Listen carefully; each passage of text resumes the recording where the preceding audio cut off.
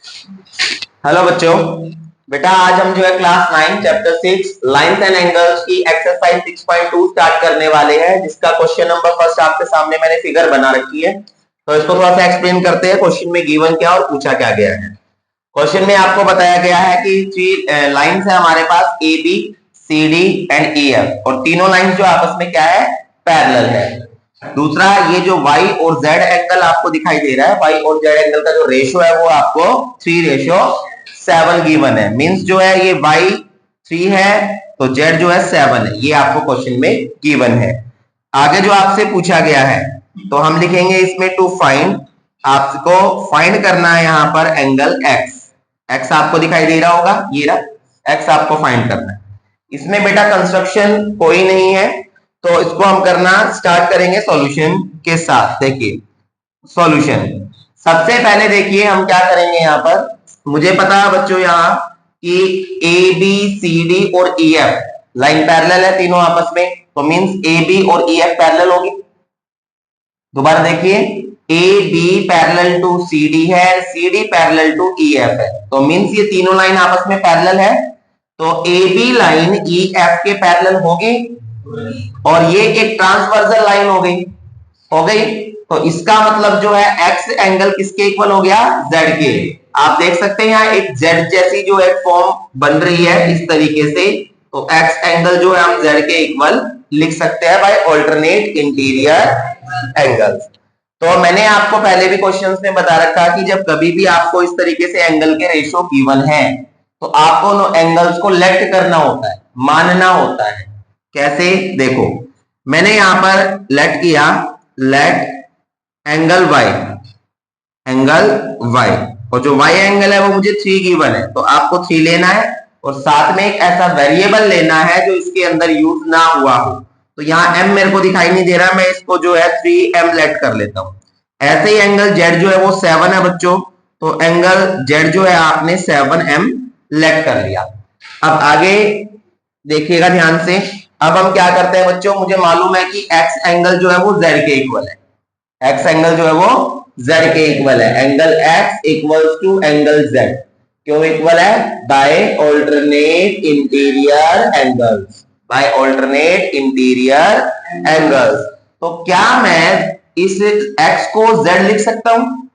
ठीक है, तो हम करना स्टार्ट करते हैं बच्चों। ध्यान से देखो, ये a b line c d के पैरेलल है, ये ट्रांसवर्सल लाइन है, तो एक ही तरफ के अंदर के जो एंगल्स होते हैं उनको क्या बोलते हैं, किस किस को मालूम है, को इंटीरियर एंगल्स। तो यहाँ पर x एंड y, जब मैं एंगल x को और y को ऐड करूंगा तो इनका सम 180 डिग्री आएगा बाय को इंटीरियर एंगल्स। इसका रीजन जो है लिखना बहुत जरूरी है, बाय को इंटीरियर एंगल्स। मैं इसको इक्वेशन फर्स्ट लेट कर लेता हूं क्योंकि काम आएगी।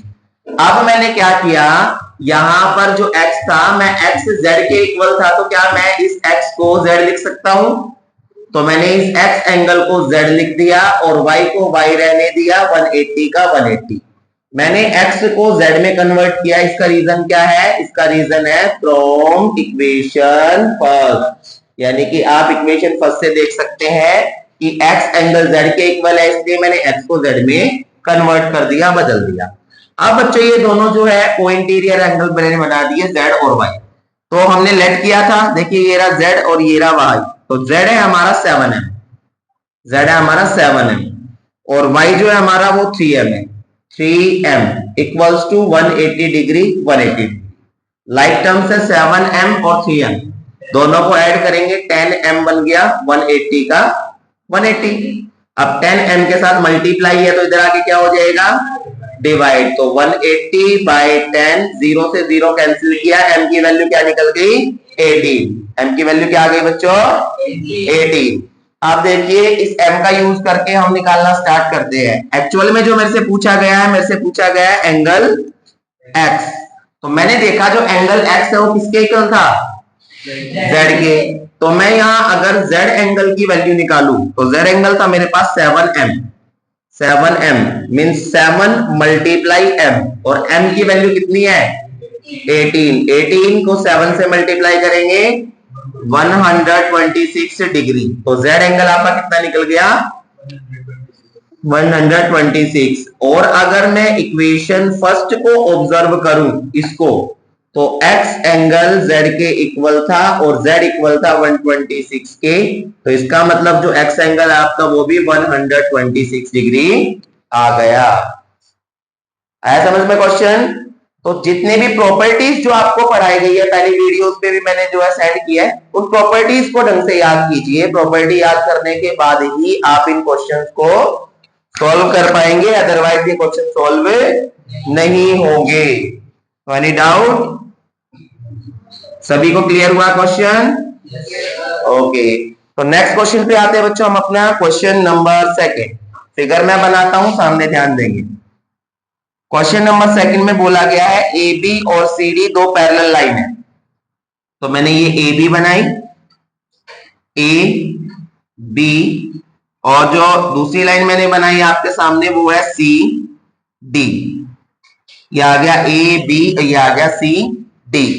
इसके बाद बताया गया है ई एफ सी डी के ऊपर परपेंडिकुलर है। तो सी डी के ऊपर परपेंडिकुलर है ई एफ। तो ई और एफ परपेंडिकुलर बोला है, मींस 90 डिग्री का एंगल बना रहा है। फिगर वैसे दी गई है क्वेश्चन में, देखिए मैं आपको समझा रहा हूं फिगर बनी कैसे है।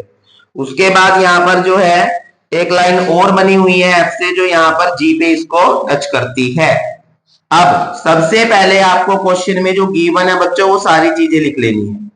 जो भी क्वेश्चन में गिवन है बेटा वो सारे लिखेंगे सबसे पहले। हाँ, ज्यादा एक्सप्लेन करने की जरूरत नहीं है कि पूरी लाइन हम लिख रहे हैं, नहीं, आपको जो मेन मेन दिख रहा है जो गिवन है वो आप लिख लीजिए। तो यहाँ a B parallel to C d, first चीज तो ये गिवन है। उसके बाद गिवन है e f perpendicular c d, ये लिख लीजिए। उसके बाद गिवन है आपको angle g e d equals to 126, और बस यही चीज आपको गिवन है बच्चों। तो जी ई डी कहां पर है? जी ई नहीं, ये क्वेश्चन कुछ जी ई डी, फिगर देख लेते हैं। जी, हाँ यहाँ पर एफ है बच्चों, यहाँ पर एफ है और यहाँ पर ई आपको गिवन है। तो जी ई डी, अब ये बना जी ई डी 126, ये पूरा गिवन है 126। समझ आ गया यहाँ तक? क्लियर हुआ? ओके, आगे करना स्टार्ट करते हैं। देखिए इसके बाद गिवन के बाद टू फाइंड, आपको वो सारे एंगल्स लिखने हैं जो आपको फाइंड करने हैं। तो नंबर 1 एंगल जो आपको फाइंड करना है वो है बच्चों ए जी ई।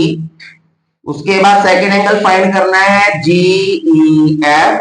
उसके बाद थर्ड एंगल फाइंड करना है एफ जी ई। तीनों एंगल्स को आप फिगर में जो है ऑब्जर्व कर लेंगे कि कौन से जो है एंगल कहां पर है।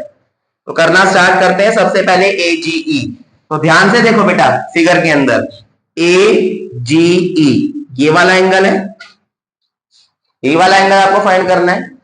तो आपको क्वेश्चन में क्या बताया गया है कि a b side c d के पैरेलल है। ए बी साइड, हम सॉल्यूशन कर रहे हैं, कंस्ट्रक्शन कोई नहीं है।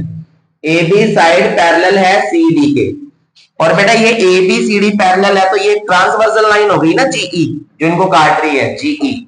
एंड यहां लिख देंगे and GE is a transversal line. तो जब कभी भी कोई दो लाइन पैरेलल होती है और एक लाइन कट करेगी तो ये वाला एंगल इसके इक्वल होता है ना। छोटा सा बना के मैं बता रहा हूं जस्ट आपको, मैं यहां पे बना देता हूं, ये लीजिए, ये लाइन है, ये ऐसे कट कर रही है तो ये वाला एंगल इसके इक्वल होगा ना। कौन सी प्रॉपर्टी है? Alternate interior angle. तो यहां पर भी तो कुछ ऐसा है, देखो ए जी ई, ये वाला एंगल इसके इक्वल होगा ना कंप्लीट जीई डी के, होगा या नहीं होगा? तो हम यहां पे लिखेंगे so angle a g e equal है एंगल जीई डी के, जीई डी के। और बच्चों जीई डी एंगल कितने डिग्री का गिवन है? 126। और इसका मतलब जो एजी है वो भी तो कितना होगा? 126 होगा। क्यों? By alternate interior angle, alternate interior angle. तो हमने पहले वाला एंगल जो फाइंड करना था एजीई हमने निकाल लिया बेटा। नेक्स्ट पे आते हैं जीई एफ। तो जीईएफ एंगल कहां पे है? जीईएफ, ये वाला एंगल दिखाई दे रहा है सभी को जो मैंने बनाया है, जिसपे मैं क्रॉस लगा रहा हूं, ठीक है। तो यहां पर जीईएफ कैसे निकलेगा बच्चों, ध्यान से ऑब्जर्व कीजिए। ये पूरा जीईडी यहां से लेके यहां तक पूरा 126 डिग्री है ना। और ये वाला एंगल जो है इधर वो बच्चों 90 डिग्री है, ये वाला जो एंगल है वो 90 है। तो 126 में से अगर मैं 90 माइनस कर दूं तो ये एंगल बचेगा ना जीईएफ, बचेगा या नहीं बचेगा? तो यहां पर जीईएफ आपको निकालना है, सामने ध्यान होना चाहिए सभी का।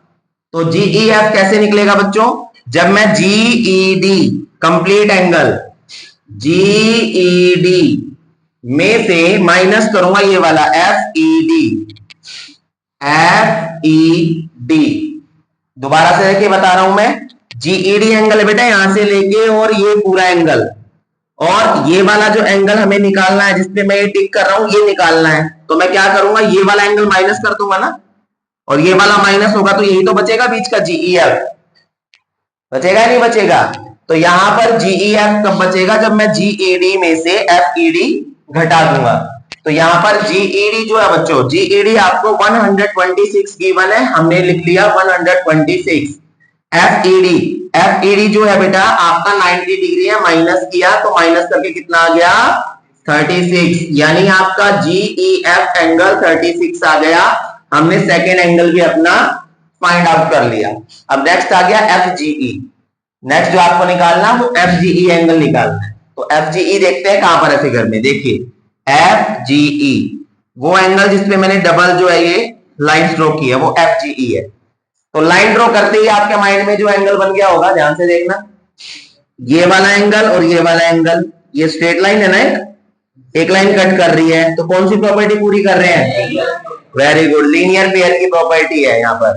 तो ये 180 डिग्री बनाएंगे दोनों मिलके, कौन सा? एजीई, एजीई, तो एजीई प्लस ये वाला एफजीई, एफजीई, और दोनों प्लस करके 180 डिग्री बना रहे हैं, प्रॉपर्टी बाय लीनियर पेयर।